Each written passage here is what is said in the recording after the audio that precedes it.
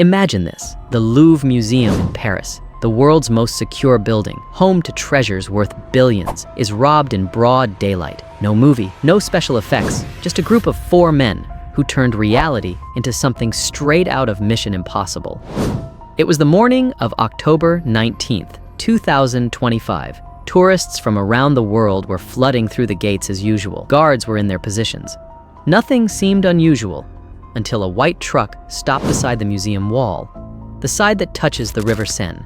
A truck that looked completely ordinary, but it carried no furniture, no delivery, only a plan. 4 men stepped out, each wearing orange vests like construction workers, but their faces were hidden behind balaclavas.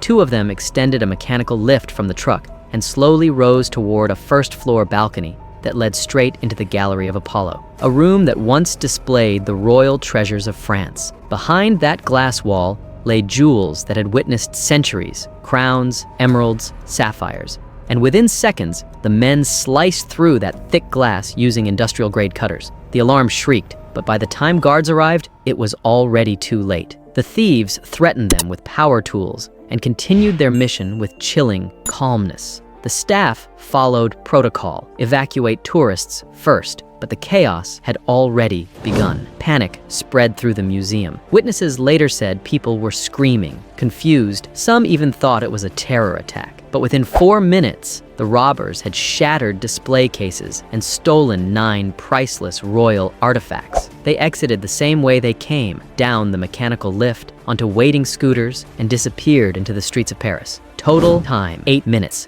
8 minutes that humiliated France before the entire world. Before leaving, they even tried to torch the truck to destroy fingerprints, but a brave museum staff member stopped them, saving a vital clue for police investigators.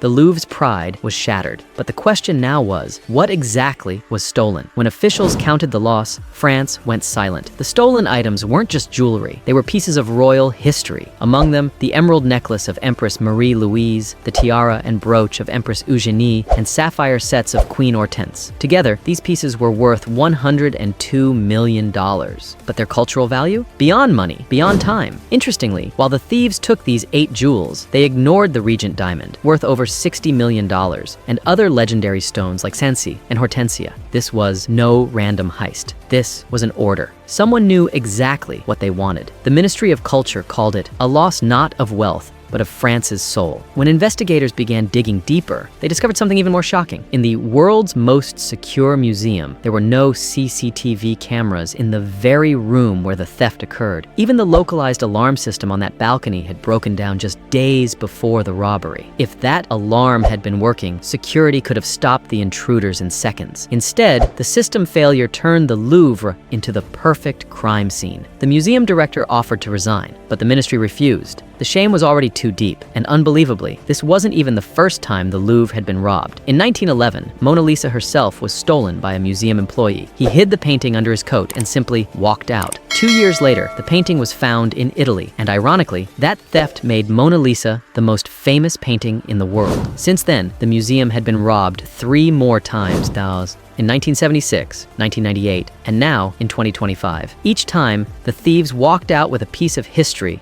and left behind a question that still haunts France. How secure is the world's most secure museum? Really? But here's where the story takes a twist. Just a week later, police made 2 arrests. Their DNA matched samples found in gloves and helmets left behind in the truck. One suspect already had a record for gold theft. Even today, investigators believe this robbery was part of an international network that steals artifacts on private commission, a shadow market for the world's lost treasures. The Louvre reopened after 3 days, but the Gallery of Apollo remains sealed. For France, it's not just a robbery, it's a wound that time may never heal. And before you go, if you had seen those thieves climbing the museum walls that morning, what would you have done? Comment below, because your answer might surprise you.